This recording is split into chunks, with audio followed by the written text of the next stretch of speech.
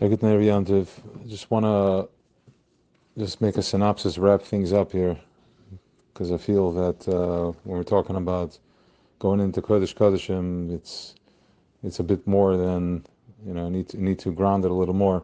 So we're going to go into today's, the Pasuk in Chumash for today, the Chittas today, is where the Eibusha tells us, I'm going to hide my face from them. The way we touch the pasuk here, ma is koich ma, which is complete bittul and surrender. Koich ma is chachma. Ma achrisim, sof sof, is going to be, we're going to get back, no matter how many times we spend trying to figure out and trying to make sense, sof sof, we're going to have to get to a point of ma, we're going to have to surrender. Kider tapuchas hema, because it's a fakrimte, fadraite generation. It's a fadraite dur, is almost like a tree, dur durim.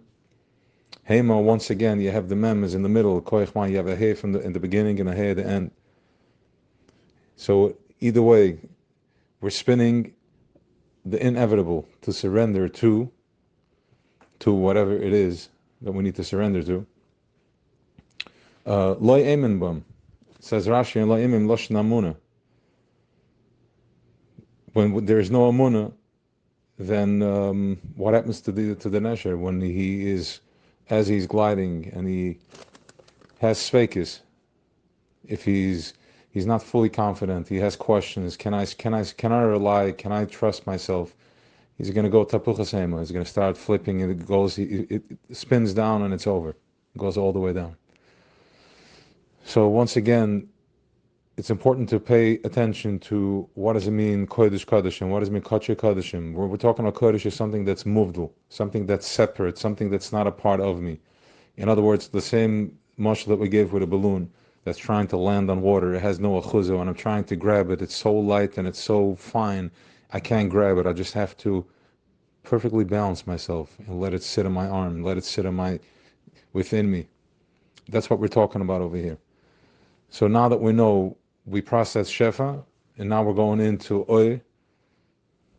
Oir is something that is, it's ein sof, it's v'tachas apshitas, and the only purpose that we have this oir is that we can, from that place, we can let the balloon land, this balloon that's called atzmus, which is the ultimate amunah. And this is, the way I grab it is by constantly understanding that it's kodesh. Every time I want to understand it, it's removed, and that's exactly how we get it. We get it from our chayzer. I'm making myself smaller and smaller, peeling away layers until I crack the reptile skin, until I get to the center, my core. And what do I find on my core?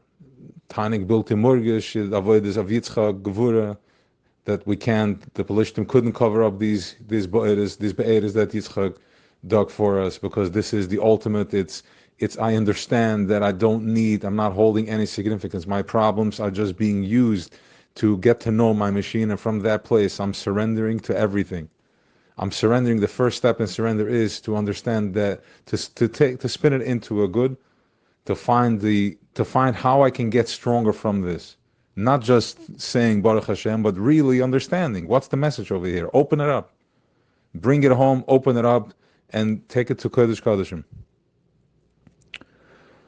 So it should be Gemar Chasimata, it should be Shnas Ponim B'Ponim. Ponim B'Ponim Pshat is that if it's going to be face-to-face, it's going to be a face-to-face showdown. It's going to be, I'm going to have to open everything up and take it to my center, and feel it in my center, feel it in my core, feel it in my level, in my emunah.